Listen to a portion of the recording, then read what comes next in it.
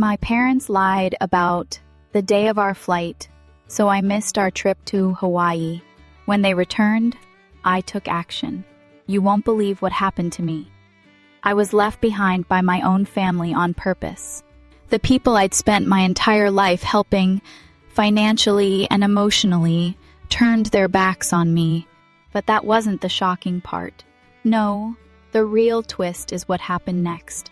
Stick around to find out how I turned this betrayal into the most empowering decision of my life. Trust me, you won't want to miss how this ends. I had always believed that life was a series of moments, fleeting, beautiful, and to be cherished. But I had no idea that the one moment I thought would be my chance to finally take a breath would turn out to be the moment that would shatter everything I thought I knew about my family. My name is Madison Carter. I'm 33, a marketing executive, and I've worked my ass off to get where I am. I didn't just climb the corporate ladder, I practically built it. The late nights, the weekends, the sacrifices, no one saw it. But I didn't care. I did it all for the one thing I thought would always be there for me, my family. It had been a brutal year.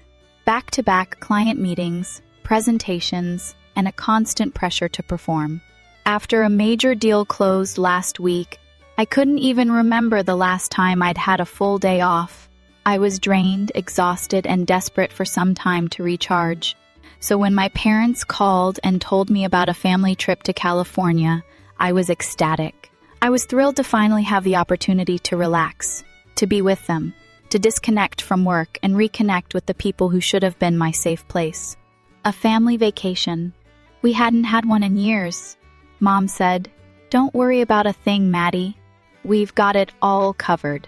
Just get yourself to the airport on the day of the flight, and you can forget about all that work stuff. We'll handle the rest." I trusted her. I thought they'd finally let me be a part of something real. After all these years of supporting them financially, emotionally, I thought maybe, just maybe, I was finally being treated like the daughter I deserved to be. The days leading up to the trip were full of excitement. I packed my bags with everything I'd need for what I imagined would be the most peaceful week of my life. Sun, sand, long talks with my parents, maybe even a glass of wine while we watched the sunset over the ocean. I could already feel the stress of the last few months lifting from my shoulders. This was going to be my reward for all the hard work, right? But I was wrong. So wrong. It all started the morning of the flight. I checked the itinerary one last time, 2 p.m. Direct flight, everything looked fine. But as I sat in my car, the clock ticking, I began to feel a sense of unease. I double-checked the texts. My mom had confirmed everything. There was no way I could have gotten the date wrong. With my suitcase packed and ready, I headed to Dallas International, hoping for a smooth check-in process. I was finally going to be able to breathe again. Or so I thought. I arrived at the airport with time to spare, but as I walked up to the gate, something didn't sit right. I stood there, staring at the screen, seeing that my flight had already taken off. I froze. My pulse started racing. There had to be some mistake. I pulled out my phone, immediately dialing my mom. The call rang twice. Then I heard her voice. So sweet. So fake. "Hey, sweetie. How's the airport? Why didn't you make it to the gate yesterday?"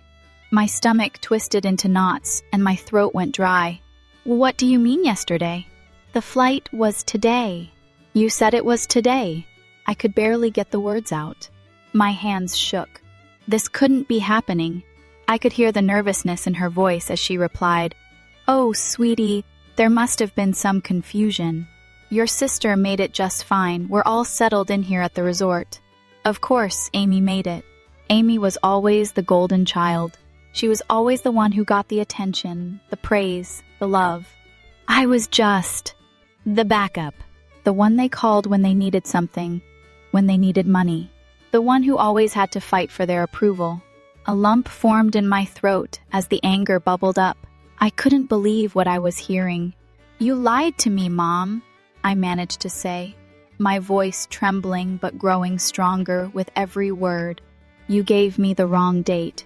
You didn't want me on this trip, did you?" Silence. It was deafening. For a long moment, there was no response, just the sound of my heart pounding in my ears. And then she spoke again, trying to smooth it over. "Now, Maddie, don't be dramatic. These things happen." Dramatic? Dramatic? I couldn't hold back the tears, but it wasn't sadness that filled me. It was rage. Pure, unfiltered rage. I hung up on her, the weight of betrayal heavy in my chest. The entire airport felt suffocating, as if the walls were closing in on me. I looked around at families, laughing, hugging, preparing to board their own flights, and all I could feel was the sting of abandonment. The truth hit me like a freight train. My family had used me. They had manipulated me for years, made me feel like I was the only one who cared, the only one who was responsible. All those times I sent them money I had worked so hard to earn. They had taken it without a second thought, and now they had intentionally excluded me from this trip. My suitcase sat beside me, useless, a reminder of how much I had given to them and how little I had in return. I couldn't remember the last time anyone in my family asked how I was doing, what my dreams were, or if I was happy. All they cared about was money, my money. My hands were still shaking as I pulled up the text messages, scrolling through them frantically. I wasn't imagining this. This was real. They had done this on purpose. They had planned it. I should have known. I should have seen it all along. The way they had asked me to send them money every month without fail, the way they never once showed any genuine interest in my life unless it involved money, the way they'd always treated Amy like the star of the show, the center of everything. I had been a pawn in their game, but not anymore. Not after today. Standing there in the middle of the airport with my suitcase full of everything I thought would bring me happiness, I made a decision. I wasn't going to let them do this to me anymore. It was time for me to take control of my own life, to stop being their financial lifeline. They had robbed me of my peace, my trust, and my happiness for too long. No more. I stood there in the middle of the bustling Dallas International Airport, surrounded by the noise of travelers rushing to their gates, but none of it reached me. The world felt like it was closing in, suffocating me as I gripped my suitcase, the weight of it a reminder of everything that had been ripped away from me. The realization hit me like a ton of bricks I'd been left behind, not by my own mistake, but by the people who were supposed to love me unconditionally. My parents had lied to me, and for the first time I couldn't ignore it. I couldn't pretend that it was just a mistake or a misunderstanding. No, this was deliberate. It wasn't just about missing a family vacation, it was about everything. Years of manipulation, control, and selfishness had finally come crashing down on me. I stared at the phone in my hand, my thumb hovering over the screen, trembling. My mother's voice echoed in my head, sweet as ever, but laced with a lie I could now recognize all too well. "Sweetie, you missed the flight yesterday. Why didn't you come to the airport?" Her tone was so casual, as if I hadn't been expecting to be on that flight. As if I hadn't been waiting for this moment to finally feel like I was included, to feel like they wanted me there.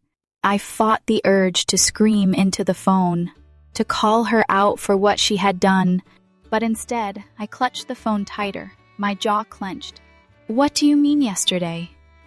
I barely managed to get the words out, my voice cracking with disbelief.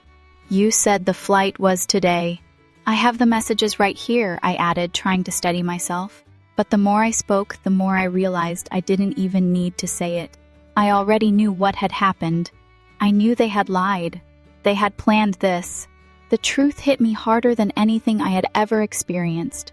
My mother's response was exactly what I had expected, filled with fake sympathy and an attempt to smooth things over. "Oh, sweetie, there must have been some confusion. Your sister made it just fine, and we're all settled in here at the resort." There it was, the golden child. "Amy!" Of course, Amy made it. She always did. Amy. who never had to fight for their attention, their approval. Amy, who always seemed to be the one they favored. I could hear the underlying message in my mother's voice, the one that said, "You're not as important as she is." I didn't have to be told that. I had known it all along, buried deep in the pit of my stomach. I had spent my entire life trying to earn their love, their recognition, and I still came up short. As I stood in that airport, listening to my mother's voice trying to excuse their actions, I felt a surge of rage. But more than that, I felt a crushing sense of betrayal. I had been helping them financially for years, sending them money every month, covering their bills, their medical expenses, their living costs. I had sacrificed my savings, my dreams, everything, to make sure they didn't struggle. They had become reliant on me. And this is how they repaid me? By excluding me from this trip, by lying to me about the dates, by taking my money without a second thought. My head spun with the thoughts of everything I had given them, money I could have used for my own future. Money I had worked so hard for. The sting of it hit me harder than I could have ever imagined. I wasn't just angry at the situation. I was furious with myself. How had I allowed them to use me like this? How had I allowed myself to be so blind? I hung up on my mom before she could say anything else. I didn't need to hear her anymore. The truth was already out. The silence on the other end of the line was deafening, but I couldn't even bring myself to care. I was alone now, standing in the middle of the terminal, surrounded by families reuniting, children running to their parents, while I stood there empty. I felt like I was suffocating. I looked around at the happy faces, the excitement in the air, and all I could think was how much I hated myself for still caring, for still wanting to be part of that. I had spent so many years trying to earn their love, trying to be enough, and yet here I was, the one left behind. My phone buzzed with a new message from Amy. I hesitated for a moment before opening it. There, in front of me, was a picture of my parents, sitting at the beach, cocktails in hand, smiling like nothing was wrong. The caption read, "Family vacation begins. Missing you, sis? Wish you could have made it." My blood ran cold as I stared at the picture. They had planned this. It wasn't a mistake. It wasn't a misunderstanding. They had done this on purpose, and I had been left out of it all. My hands shook as I scrolled back through the text messages. There it was, my mother's message, the one where she confirmed the flight details. But looking at the boarding passes in Amy's Instagram story, I could see the date was wrong. They had made sure I wouldn't be able to join them. They had been setting me up for failure all along. My stomach twisted into knots. How could they do this to me? How could they use me, take my money, and then exclude me from their lives when it suited them? The anger boiled inside me, hotter than I had ever felt it before. I needed to confront them. I needed answers. I needed to know why. With shaky hands, I called my dad. When he picked up, I could already hear the tension in his voice. "Jocelyn," he said, his voice firm, almost patronizing. "Your mother is upset. Why are you making such a big deal out of this?" His words felt like daggers, but I forced myself to stay calm. "Don't tell me it's no big deal. You lied to me. You planned this all along. Why? Why would you do this?" I felt my voice crack, but I didn't care. "I just checked my bank statement. I sent you $3,000 for this trip. Was that a mistake too? Or did you just take my money knowing you were going to leave me behind?" There was a long pause, and then I heard him sigh. I could tell he was trying to gather his thoughts, trying to come up with some excuse, but I wasn't going to let him get away with it. "Jocelyn," he began, his tone softer now, but still defensive. "You know we're on a fixed income. We needed that money for the trip. You're doing so well in your career. You understand that sacrifices need to be made for family? Sacrifices? For family!" I couldn't believe it. "Sacrifices?" The first spat, the anger bubbling over. "You've been making me sacrifice everything for you. I've given up my savings, my dreams, everything to support you and Mom. And this is how you repay me? My voice grew louder with every word. You've been living off my money, and you're telling me I need to make sacrifices? You've changed, Jocelyn, he snapped, his voice rising. You're so wrapped up in your work and your career that you don't care about your family anymore. You've become cold.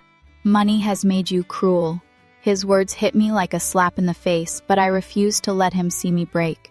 You want to talk about cold? Try being the one who's been carrying this family on her back for years. And don't talk to me about cruelty when you're the ones who have been using me for everything I'm worth. I ended the call, shaking with anger and disbelief. For the first time in my life, I realized something. They didn't care about me. They had never cared about me.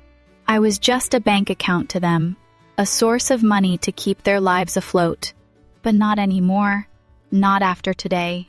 I walked out of the airport, my suitcase still rolling behind me, but my mind was made up. It was time to take control of my life. It was time to stop being their ATM. I wasn't going to let them use me anymore. This wasn't just about a missed vacation. It was about my entire life, about years of being used and manipulated. I was done. I'm standing there, furious, heartbroken, and yet something's telling me this is the moment I take back control. But here's the real question, was I wrong? Was I overreacting? Should I have just let them back in? What happens next is going to make you question everything about loyalty. So, let me ask you, what would you do?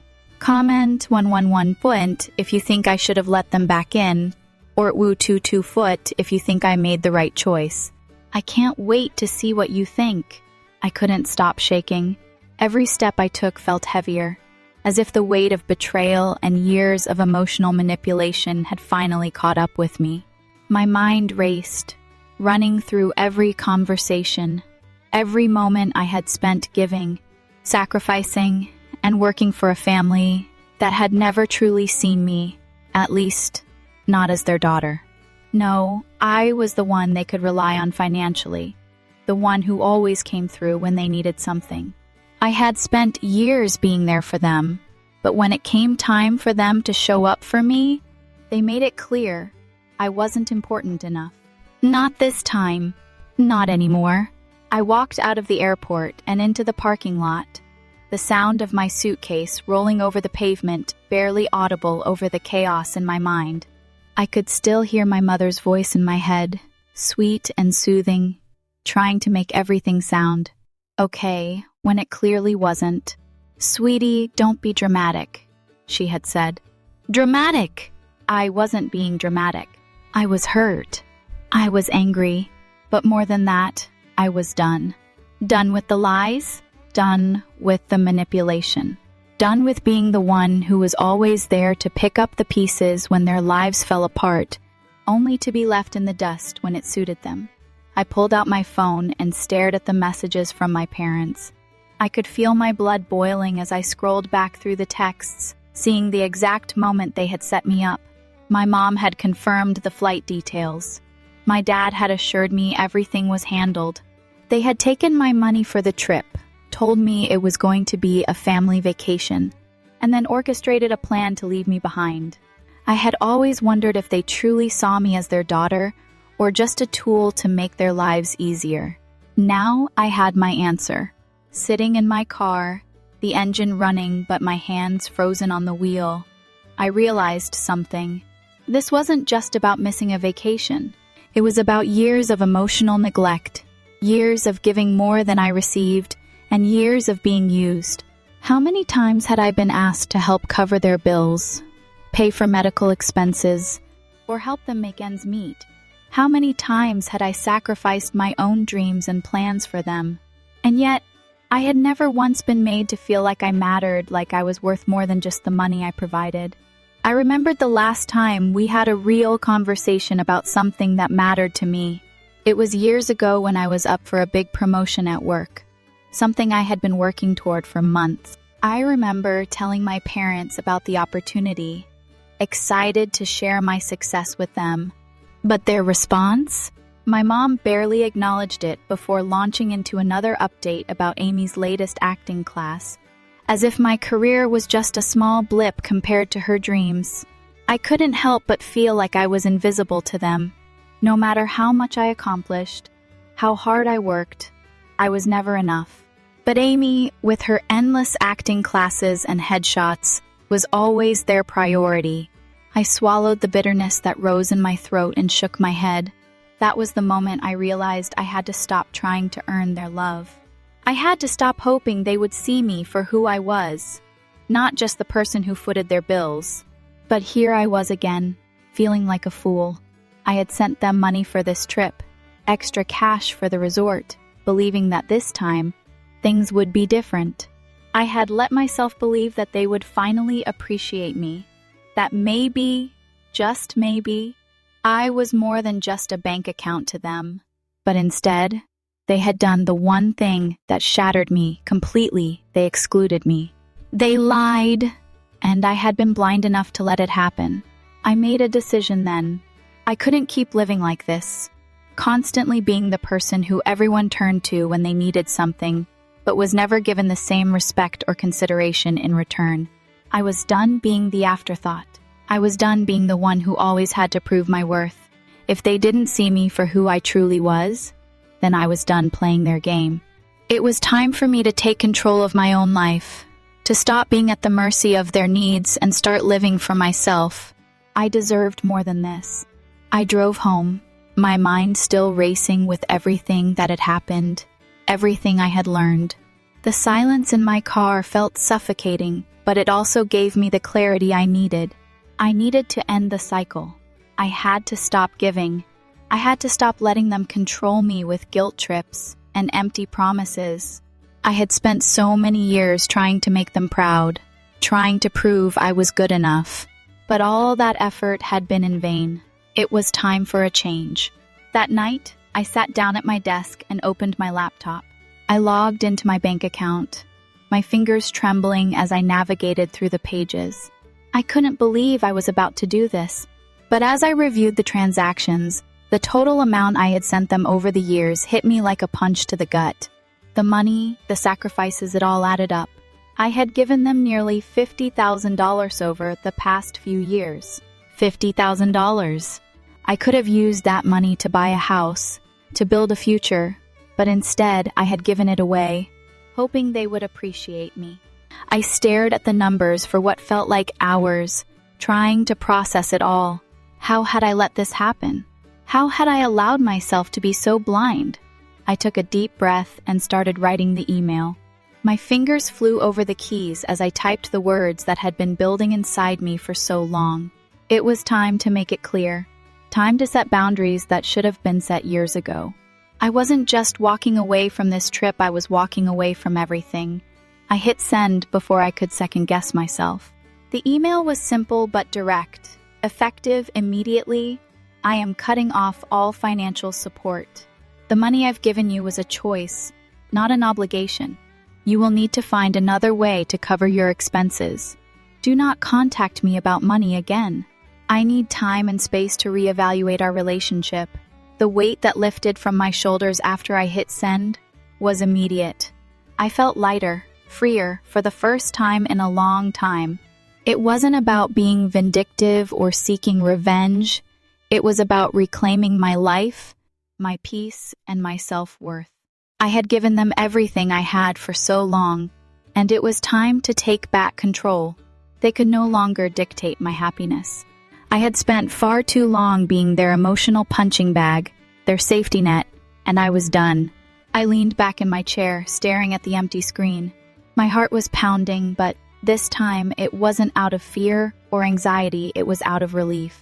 I had taken the first step towards something bigger, something better. I was no longer their ATM. I was no longer the one they could manipulate. And the best part? I finally felt like I was putting myself first. Like I was no longer waiting for their approval. I was done waiting. I was done apologizing for needing something in return. It was time to take care of me. The days following my email were a blur of emotions. I had done it. I had set the boundaries. But it wasn't easy. The weight of my decision of cutting off the financial lifeline I had been for them for so long hung over me like a storm cloud. I wasn't sure what I was supposed to feel. Anger? Relief? Maybe a mix of both. It didn't help that my phone was blowing up. Messages, calls, and voicemails flooded in from my parents, all of them filled with guilt and manipulation. Every message was more desperate than the last, each one trying to pull me back in, to make me feel guilty for standing up for myself. But this time I couldn't give in. I refused. My mother's voicemail was the first one I listened to. "Sweetie, I don't understand what's happening. This is tearing us apart. How could you do this? After everything we've done for you?" Her voice cracked, and I could almost hear the tears through the phone. I didn't feel sorry for her. Not anymore. How many times had she manipulated me with her tears? How many times had I been guilted into doing what they wanted, even when it meant sacrificing my own happiness? Not this time. I deleted the message without a second thought. Then came my father's call. His tone was stern, as it always was when he thought I needed to be corrected. "Jocelyn, you're acting like this is some petty argument. We're family. We've always supported you, and now you're throwing it all away over a misunderstanding?" I could hear the frustration in his voice, but I wasn't going to back down. Not now. Not after everything they'd put me through. "You didn't just misunderstand, Dad. You lied to me. You excluded me on purpose. And don't act like you haven't been using me for years. You've taken my money, my time, my energy. It's time for that to stop." The silence on the other end was deafening. He didn't say anything for a long time, and when he finally spoke, his voice had softened. "We needed that money, Jocelyn. You understand, don't you? We needed it for the trip. Needed it for the trip. The trip they had carefully planned without me. The trip they had excluded me from while happily taking my money." I felt a cold rage spread through me. How dare they try to justify their actions by telling me I should understand? "No, Dad, I don't understand. I've been helping you for years, and this is how you repay me? You've been using me to fund your lifestyle while ignoring my needs. You've made me feel invisible, like I'm just a tool for your convenience. I'm done." With that, I hung up. I didn't need to hear any more excuses. I knew that this wasn't going to be easy. I knew they would try everything to pull me back in. But this time, I was ready. For the first time in my life, I felt in control. For the first time in my life, I wasn't letting guilt dictate my decisions. I wasn't their emotional punching bag anymore.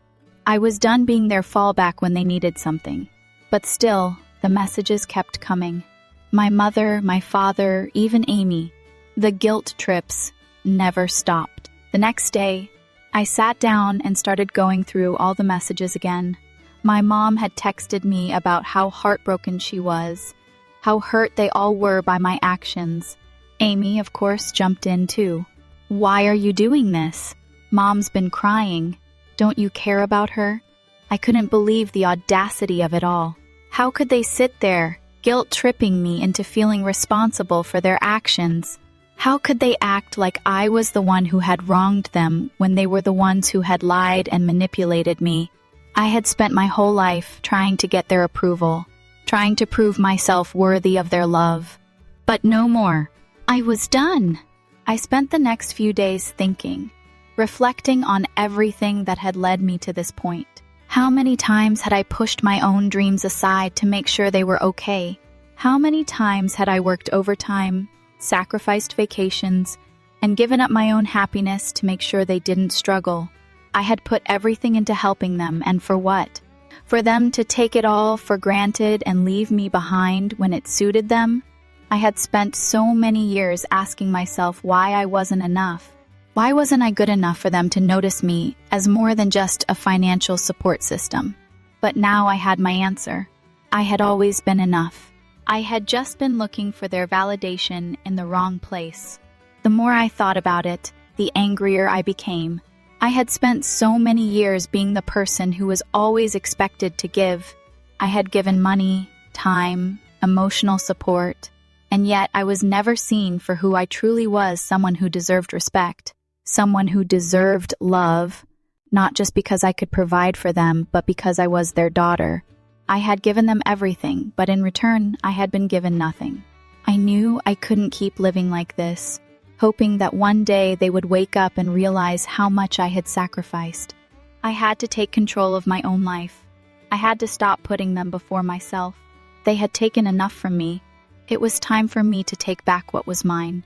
I wasn't going to let them use me anymore. I wasn't going to let them manipulate me with their guilt. That night, I made a decision. I had already cut off the financial support, but that was just the beginning. I had to do more. I needed to protect myself. I had to make sure they couldn't hurt me anymore. So, I called my bank and had all the joint accounts closed. I changed my passwords, froze my credit, and made sure that no one, especially my parents, could access my money. It wasn't just about the money anymore. It was about taking back my life, my security, and my peace of mind. I wasn't going to let them control me any longer. When I finished, I felt like a weight had been lifted. It wasn't about revenge. It was about freedom. For the first time in years, I felt like I could breathe. I had taken my life back, and it felt amazing. I was no longer their emotional ATM, no longer their financial savior. I was just me, Madison Carter. And for the first time in my life, I was going to live for me. The silence in my apartment was deafening. I had shut myself off from the world, no calls, no texts, nothing. I needed the space, the time to think and breathe. But the moment I closed my laptop after sending that email, I knew there was no turning back. I had already cut the financial ties, but it felt like I had just pulled the rug out from under them. In a way, I had. But it was time. It had to be. As I sat there, the weight of my decision settled on me like a blanket, heavy and suffocating. Yet, there was also a small flickering spark of relief. Relief that I had finally stopped caring about what they thought of me. For years, I had been running on fumes, trying to earn their love, their approval. I had given so much money, time, energy, and in return, all I got was manipulation and disappointment. But now, I was done trying to make them see me, done sacrificing for them. The first few days after sending the email were the hardest. I felt the tension in the pit of my stomach grow as I waited for their reaction, and it didn't take long. The messages started coming in right away. My mother's voice flooded my phone, each voicemail a blend of guilt and desperation. "Sweetie, I don't understand why you're doing this. We're family. Don't you remember all we've done for you? You're hurting us, and I can't take it." I listened to it once, then deleted it. It was the same line they'd always used, the same manipulation dressed up as love. I couldn't fall for it again. Not this time. I had to remind myself of that with every message, with every call I ignored. Then came the text messages. My dad, always the more direct one, sent a string of them. "This isn't how we raised you. We're disappointed in you. You're acting like you don't care about us anymore. Why would you do this? You've changed." I knew exactly what he was trying to do. He wanted me to feel guilty, to question my decision, to cave like I always had before. But not this time. I had changed, and I didn't feel sorry for it. The more I read their words, the angrier I got. Angrier at myself for letting them do this for so long, for being their fallback, their ATM, their emotional punching bag. How had I allowed them to do this to me for so long? They had manipulated me into thinking I wasn't enough unless I gave, unless I sacrificed, but no more. I wasn't going to let them control me with guilt. I wasn't going to fall back into their trap. But it wasn't just the guilt that ate at me. It was the constant nagging doubt that I wasn't doing the right thing. What if I was wrong? What if they were right, and I really was being selfish? What if this was all a mistake? I hated that part of myself, the part that always second-guessed every decision, the part that still wanted to be loved by them, even after everything they had put me through. It was like a voice in the back of my head telling me I wasn't allowed to choose myself over them. But deep down, I knew this was the only way. The only way I could stop letting them use me. The only way I could find peace. As the days passed, the calls became more desperate. My mom sent me a message one morning. "Your father is not well. He's having trouble with his blood pressure, and it's because of you. You're the only one who can fix this. Please, don't let this tear our family apart." My heart sank for a moment. I thought about the years I had spent, trying to be the one who fixed everything, the one who kept the family together. I wanted to believe her. I wanted to believe that this time it wasn't just another manipulation. But I didn't, because I had been there before. I had seen it too many times. Every time something went wrong, I was the one they turned to. I was the one who had to clean up the mess. And every time I ended up losing a little more of myself. So I did what I needed to do. I blocked their numbers. I turned off my phone. I needed the silence. I needed the space to think clearly, to remind myself why I had made this decision in the first place. I thought about all the years I had spent giving and giving, thinking that maybe, just maybe, if I gave enough, they would see me. They would see me as something more than just their financial lifeline. But they never did. They never could. And that hurt. It hurt in a way I couldn't fully explain. But I was done being their support system. Done being the one who always had to fix everything. That afternoon, as I sat in my living room with a cup of coffee in my hands, I felt a shift. For the first time in years, I wasn't focused on their needs. I wasn't trying to figure out how I could fix things for them. I was thinking about myself, about what I wanted, what I needed, and it felt like freedom. The kind of freedom I hadn't felt in so long. I had spent so much time and energy on them, on their problems, that I had forgotten who I was. I had forgotten what I wanted out of life. But now, I was ready to find out again. I was ready to rebuild my life, piece by piece, starting with this one decision. That evening, I took a walk. I needed to clear my head, get some fresh air. I walked through the quiet streets, feeling the cool breeze against my skin, and for the first time in a long time, I felt at peace. I had done the right thing. It wasn't easy, and it wasn't going to be painless, but it was the right thing. For me. And as I walked, I felt the weight of all the years of guilt and manipulation begin to lift. I was no longer their responsibility. I was no longer their financial crutch. I was free, and that felt good. When I got back to my apartment, I sat down at my desk and stared at the phone. The messages were still there, waiting, but I didn't care anymore. I didn't need their approval. I didn't need their validation. I had learned to validate myself, and that was all that mattered. I had finally chosen me. And for the first time in my life, I felt like I was enough. I didn't think things could get worse. But they did. The constant stream of texts, the phone calls that came in with that familiar sense of urgency, all trying to draw me back into their world, made it clear that they weren't going to let me go that easily. It was as if I had slipped away from their grasp, and they were doing everything in their power to pull me back in. My mother's voice was the first to break the silence after I'd blocked them. The message was long, filled with the same desperate pleading I had heard so many times before. "Jocelyn, please. You're breaking our hearts. This is too much. We need you.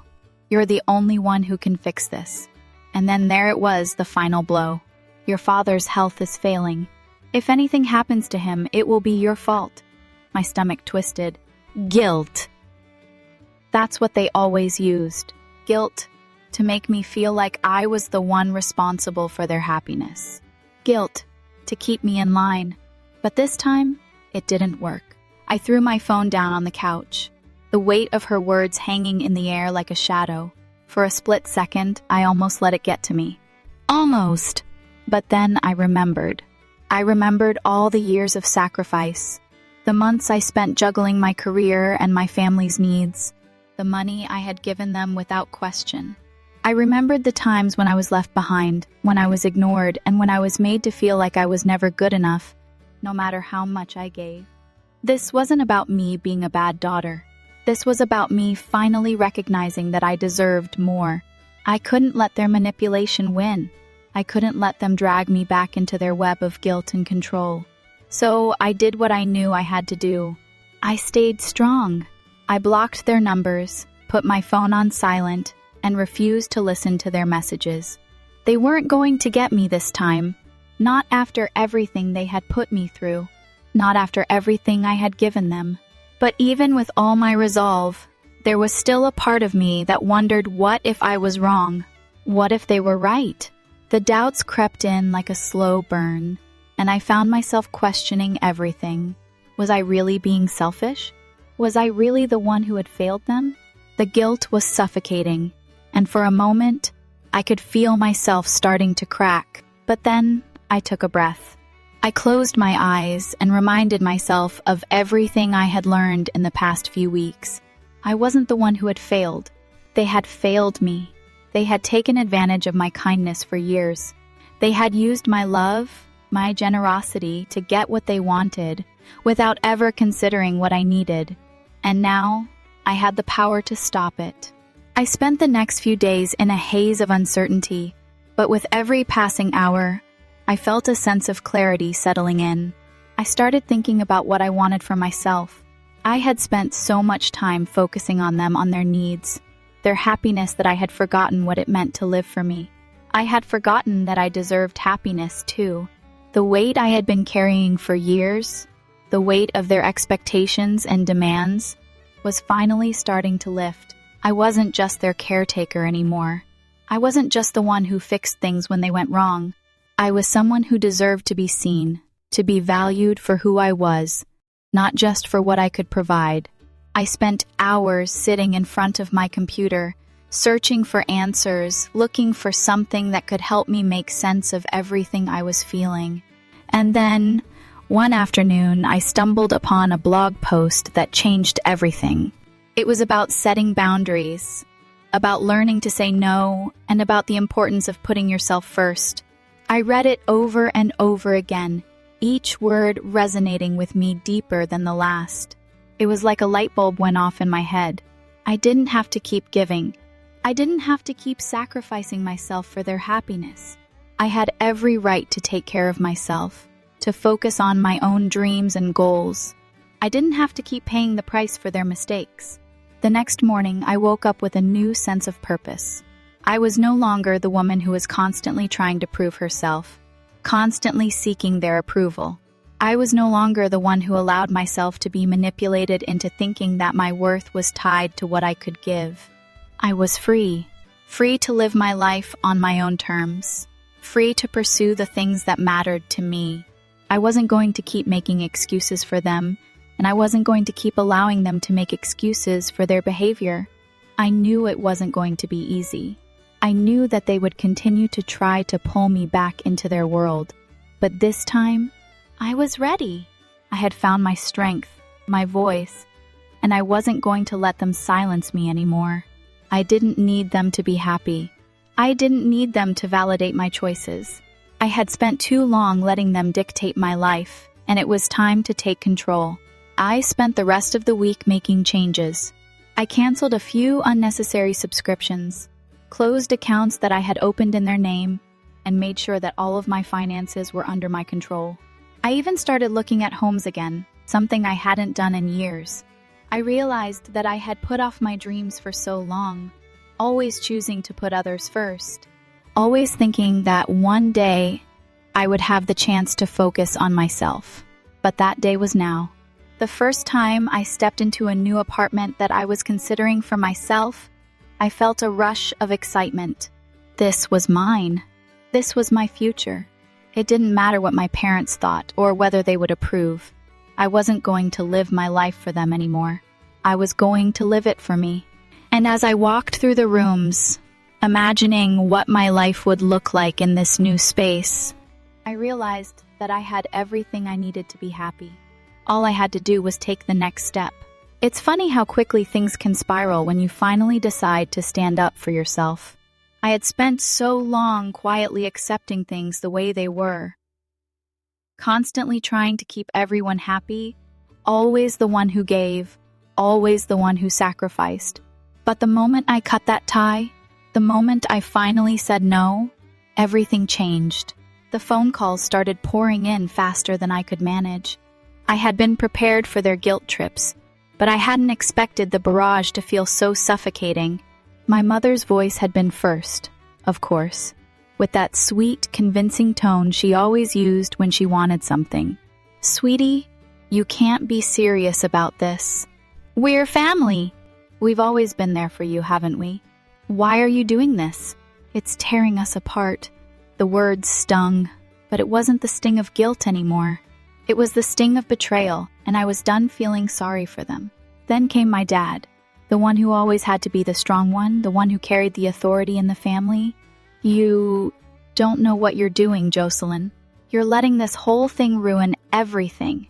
We've raised you better than this. Do you really want to be the one who tears the family apart? Over money?" There it was again. Money! That was always the issue, wasn't it? They had never seen me for who I truly was. I had been nothing but a bank account, a walking, talking ATM for years.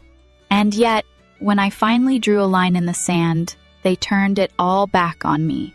They made it sound like I was the one who was in the wrong. It didn't help that the guilt was eating at me. My phone rang again, and this time it was Amy. I hesitated for a moment before picking up. Amy was always the innocent one, the one who somehow always escaped the consequences. She had a way of making everything sound like it was my fault. "Maddie, you've really gone too far this time. You're hurting Mom and Dad. They need you. This whole thing is crazy." I could hear the confusion in her voice, but I knew it wasn't just confusion. It was the same thing she had always done, played the victim, made me feel like I was the one who was being unreasonable. I didn't have the energy to argue with her. I didn't have the energy to fight the same battle over and over again. So I hung up, and for the first time, I didn't feel the need to explain myself. I didn't owe them an explanation. As the days dragged on, the weight of my decisions started to settle in, but in a way I hadn't expected. At first, there was the relief, the feeling of freedom, of finally standing up for myself. But as the silence between us grew, so did the doubt. I started questioning myself again.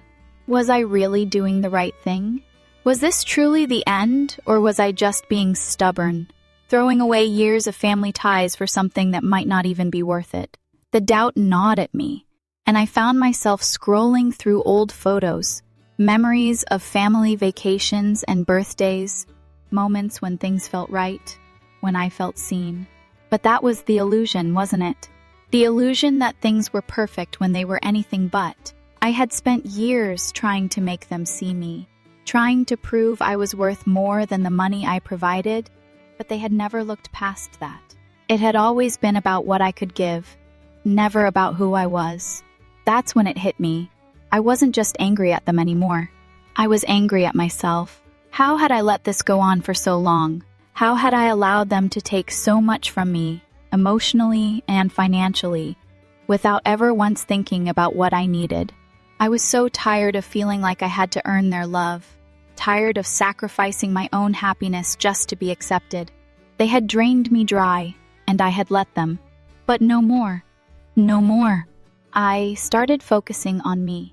I made a list of everything I had been putting off, things I had pushed aside for years because I was too busy helping them, too busy trying to make them proud.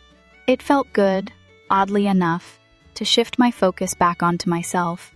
I went through my finances and started cutting off the unnecessary connection subscriptions I didn't use, accounts that weren't mine to begin with. But then something unexpected happened. My parents reached out again, but this time it wasn't the usual guilt or desperation in their voices. It was something darker, something more manipulative. "Jocelyn, we know you're angry." My dad's voice sounded hollow, but the desperation was clear. "But you have to understand, we're on a fixed income. Your mother's health isn't good. You're the only one we can rely on right now. If you really care about us, you'll come back to us. Please, don't let this be the end." The words hit me like a punch to the gut. They weren't just asking for help anymore. They were pulling out every emotional card they could find, trying to make me feel responsible for everything, trying to make me feel guilty for making a decision that was, frankly, long overdue. I stood there, frozen for a moment, letting their words settle in. I didn't know what to think. My heart ached for them, for the person I had always wanted them to be. But I also knew something that I hadn't been able to see before. I was not responsible for their happiness, for their well-being, for their mistakes. I had spent my whole life believing that I was the one who had to fix everything, that I was the one who had to save them. But I wasn't the one who had done this to them. They had made their own choices, and now they had to live with them. I hung up the phone and sat down on the couch. My hands were trembling, my heart pounding, but I felt clearer than I had in days. The doubt began to dissipate, and in its place, a sense of peace started to take root. I wasn't just standing up for myself anymore. I was reclaiming my life. I wasn't going to let them control me with guilt. I wasn't going to let their manipulation decide how I lived. For the first time in years, I felt like I could breathe. I spent the next few days pushing forward. I made decisions that were about me, that were in my best interest. I started looking for apartments. I spent more time with friends, with people who valued me for who I was, not for what I could do for them. And I began to plan. Plan for a life that was mine, one where I wasn't the one left behind, one where I wasn't the one who always gave and gave, only to be ignored when I needed something in return. But the most important thing I did in those days was stop second-guessing myself. I had done the right thing. I had finally chosen myself, and that choice was the beginning of something I had never allowed myself to believe was possible, my own happiness. It's amazing how quickly the chaos escalates when you make a decision that's just for you. I knew that cutting ties with my family was going to be hard, but I didn't expect them to react like this. They were desperate, clawing at anything they could to pull me back into their lives, trying to convince me that I was the one making the mistake. But I had already made up my mind. I had already chosen myself. Yet, even with all my resolve, I couldn't help but feel the tug of their guilt, the same way I had for years. My phone rang again, this time with a message from Amy. I rolled my eyes before even looking at it, knowing exactly what it would say. Mom and Dad are heartbroken, Maddie. Please, just come home. This is tearing everyone apart. I didn't respond right away. Instead, I let the message sit there, like the others. My gut told me to ignore it, that it was just another attempt to pull me back into their toxic world. But there was a part of me that hesitated. Was I doing the right thing? Was I being cruel, heartless, selfish? The doubt came crashing in like a wave I couldn't outrun. It was easy to tell myself I was justified, to remind myself of all the years I had spent being manipulated. But the guilt crept in. They were my family, after all. I had been their safety net for so long, how could I just cut them off? But then I remembered they had never truly seen me, not for who I was, not as their daughter. I had spent too many years trying to earn their love, trying to prove I was worthy of it. But they had used me.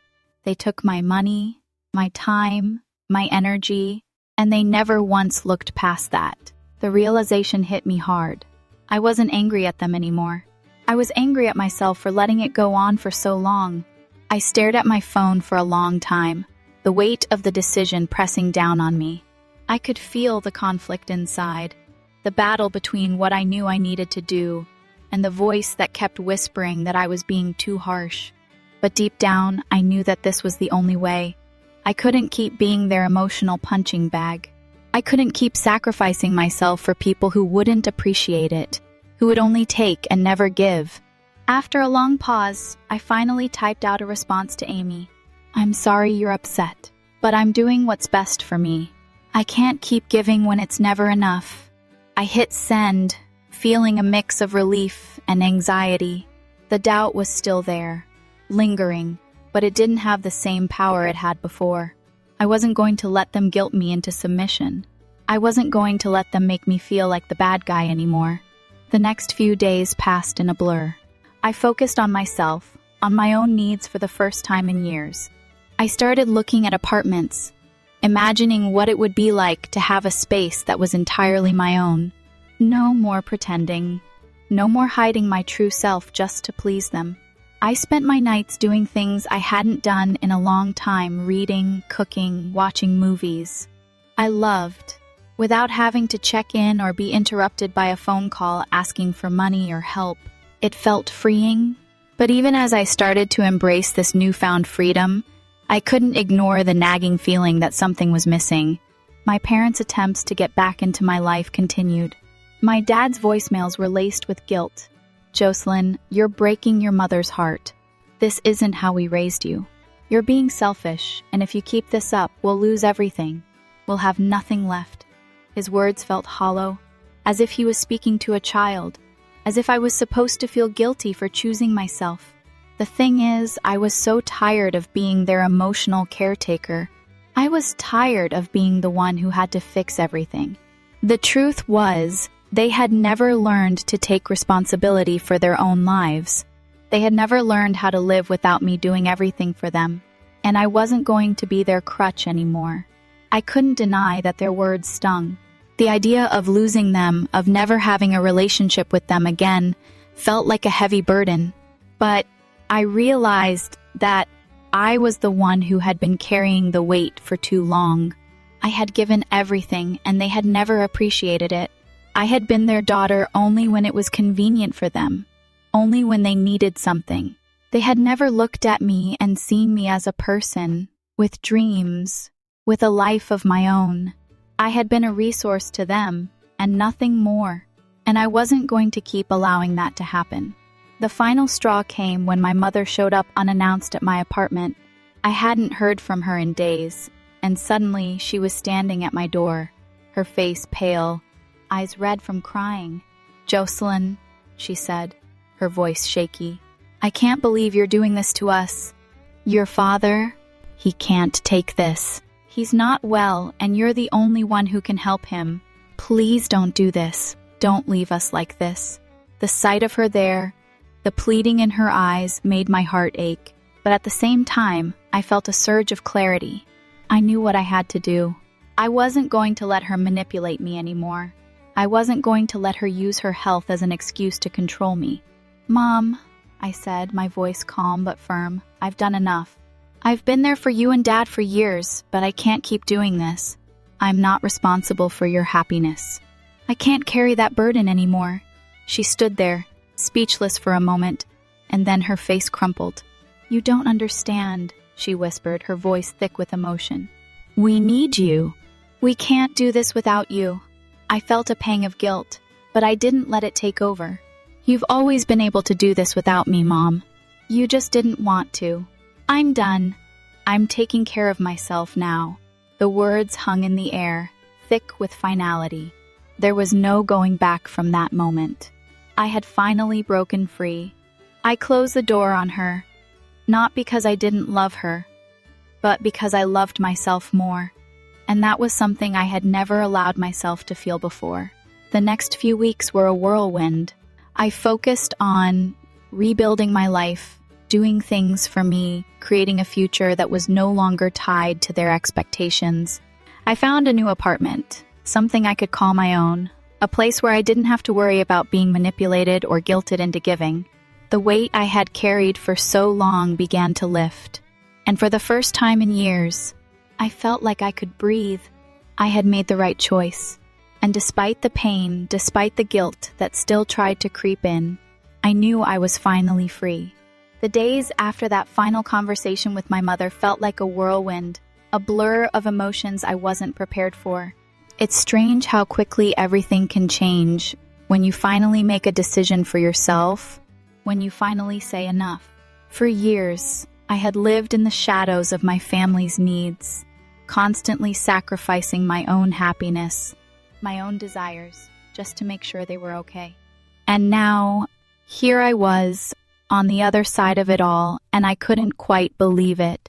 The relief was real, yes, but so was the sense of loss. I had cut off the most important people in my life, the ones who had raised me, the ones who had shaped me into the person I was today. It was supposed to feel like freedom, but instead, it felt like a heavy emptiness. The weight of their absence in my life was almost as suffocating as the burden I had carried all those years.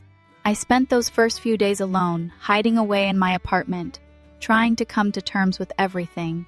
The space that had once felt so empty now felt like a fortress, a place where I could think, breathe, and finally focus on myself for the first time in what seemed like forever. But even as I told myself that this was what I needed, that this was what was best for me, there was still a voice in the back of my head that wouldn't stop nagging. Was this really the right decision? Couldn't I have just helped them one more time? Maybe I was being too harsh, too dramatic. Maybe they were just struggling, and I was abandoning them when they needed me most. It's easy to question yourself when you're making such a monumental decision, when everything you've ever known, everything you've ever been taught, tells you to never give up on family, no matter how much they've taken from you. But in the depths of my uncertainty, I also realized something that would prove to be the turning point for me. The reason I had been questioning myself, the reason I had felt so torn, was because I had always believed that their love was conditional. I thought that if I just gave enough, if I just worked hard enough, if I just sacrificed enough, they would finally see me. They would finally appreciate me. But it wasn't just about me being good enough for them. It was about them never seeing me for who I was, never truly seeing me as their daughter. I had been nothing more than a lifeline for them, a way to keep their world afloat. They didn't love me for who I was. They loved me for what I could provide. And that was the moment I knew I couldn't live like that anymore. The first time I left my apartment after everything happened was when I finally allowed myself to look forward. I had been so focused on getting out from under my family's thumb, on pulling away from the cycle of guilt and obligation, that I hadn't really allowed myself to think about the future. But as I walked down the street, I could feel the weight of the past lifting off my shoulders. I was walking towards something new, something entirely mine. I wasn't just walking away from them. I was walking towards my own happiness, my own future, my own life. I could feel the sun on my face, and for the first time in a long time, I didn't feel guilty for being happy. I started taking small steps towards rebuilding my life. I didn't jump into anything too quickly, but I made sure to start doing things that made me feel like me again. I had always put my career second to my family's needs, always put their happiness ahead of mine, but now I was determined to put myself first. I started working on projects I had neglected for years, projects that were just for me, not for anyone else. I took long walks in the park, rediscovered hobbies I had abandoned, and slowly but surely, I started to feel like the woman I had once been, the woman who had dreams, passions, and a future all her own. But even as I embraced my new life, there were moments of doubt. The calls from my parents didn't stop, though they had slowed down. They had tried to manipulate me in every way they knew how, but this time, I wasn't playing their game. The texts continued to come, but they were different now. Instead of pleading with me, they were laced with anger. "You don't understand what you've done, Jocelyn," my father's text read one evening. "You've turned your back on us. You've left us with nothing. You've betrayed your family." The words hurt, but they didn't hurt the way they used to. I had spent so many years believing their words, thinking that if they said something enough, it must be true. But this time I knew better. I wasn't the one who had betrayed anyone. They had betrayed me. They had used me for years, and now they were trying to make me feel like the bad guy for finally walking away. But I wasn't buying it. I knew the truth. And the truth was, I had every right to choose my own happiness, to choose my own path. I started making decisions that were for me and me alone. I enrolled in a self-care workshop, something I had always put off because I couldn't afford the time. I started taking better care of my health, both physically and mentally. I worked on my goals without the constant weight of their expectations hanging over me. And, most importantly, I began to rebuild the relationships that really mattered, ones that weren't based on what I could give them, but on mutual respect and love. Slowly but surely, I began to feel stronger. I began to feel like I was more than just the sum of my sacrifices. I was a person, with my own needs, desires, and dreams. A few months later, I found myself sitting in a coffee shop with friends I hadn't seen in years, friends who hadn't asked anything of me, who hadn't judged me, who had just wanted to spend time with me. I realized how much I had missed that feeling. I had spent so much time giving to people who never appreciated it that I had forgotten what it felt like to receive something in return. The conversation flowed easily, filled with laughter and catching up, and for the first time in what seemed like forever, I felt truly seen. Not because I was giving, but because I was being myself. It was one of those moments where everything clicked into place. The next week, I got a call from Amy. She was different this time. There was no guilt, no anger in her voice.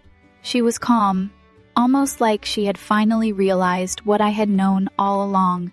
"Maddie, I'm sorry," she said, her voice soft. "I didn't understand before. I see it now. I get why you did what you did. I wish I had seen it sooner." I didn't know what to say at first. My mind was racing, trying to process what she was saying. But deep down, I knew this was the beginning of something new. We were starting to understand each other in a way we never had before. It wasn't perfect, but it was progress. That was when I realized that all along, I hadn't been the one who needed to change. I hadn't been the one who needed to make sacrifices. I had been the one who was trying to fix everything, trying to make up for the mistakes others had made. But now I was free. Free to live for myself. Free to build the life I had always wanted. It wasn't going to be easy, and there would still be bumps along the way. But I was done living for anyone else. I was done sacrificing for people who didn't see me for who I really was. This was my life now, and for the first time in a long time, I was finally living it for me. The final realization hit me as I sat in that coffee shop, surrounded by laughter, warmth, and genuine connection. Sometimes the hardest decisions are the ones that set you free. Sometimes letting go is the only way to truly move forward. Wow, just wow! If you're still with me, you're probably wondering what happens when you finally say no to the people you've given everything for. Does it get better? Or do you regret cutting them off? I'll tell you this, there's a twist in the end that's going to leave you speechless. What happens next? It's something I could never have predicted, and you won't believe how I ended up free. You might just be shocked by what I did next. Comment your thoughts below because I need to hear if you would have done the same. This story isn't over yet. The biggest lesson I've learned is that you can't pour from an empty cup. For too long, I gave everything, my time, my money, my energy, thinking it would make others love and appreciate me. But it doesn't work like that. You have to value yourself first. It's okay to set boundaries, even with family, and it's okay to say no when you need to. No one should ever make you feel guilty for choosing yourself. My happiness matters, and so does yours. Don't let anyone make you feel responsible for their problems. Stand up for yourself, because your well-being comes first.